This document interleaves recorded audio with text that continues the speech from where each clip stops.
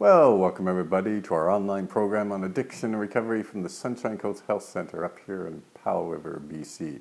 And we've been talking about addiction operating at the level of what Dr. Wong would call fundamental levels of motivation. So in other words, addiction is not a simple thing. It's not superficial.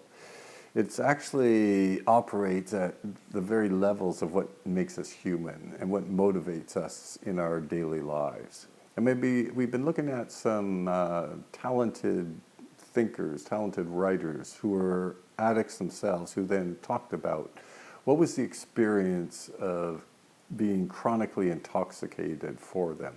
And they offer us some very deep insight.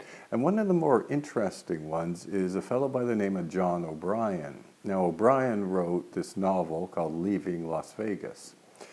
And Hollywood thought that this was good enough to make into a movie. So they brought in Nicolas Cage and Elizabeth Shue, almost guaranteed it was going to be make a lot of money.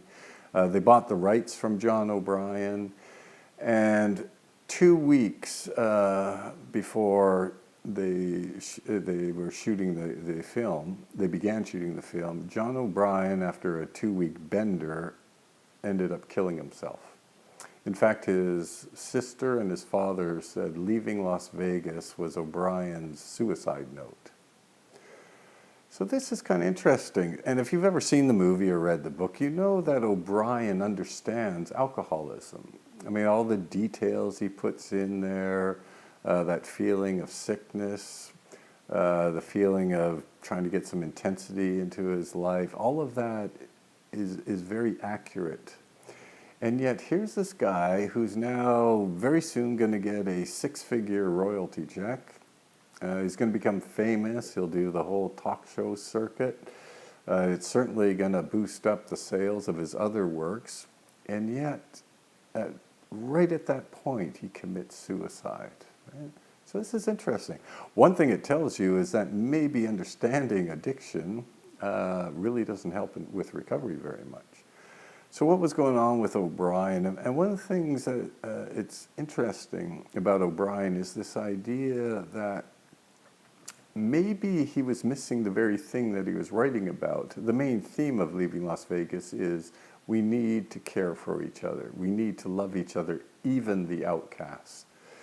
And you get a sense of this book that maybe this is really what O'Brien was missing personally. The two main characters who he set up, Ben and Sarah, the prostitute. Ben's this guy who's going to drink himself to death in 30 days in Las Vegas. They clearly care for each other deeply. And yet, rather than pursue that, Ben just turns again to the drink. And there's this distinct feeling that maybe this is something that O'Brien was missing in his life, this deep connection with another human being. And and maybe the drama, the theater of this death, maybe that held some appeal to him beyond the real life human things that could go on for him. But it's a very interesting case when you start thinking about it. Why, just on the verge, when this guy's going to make it, he actually goes on a 2-week bender and then kills himself.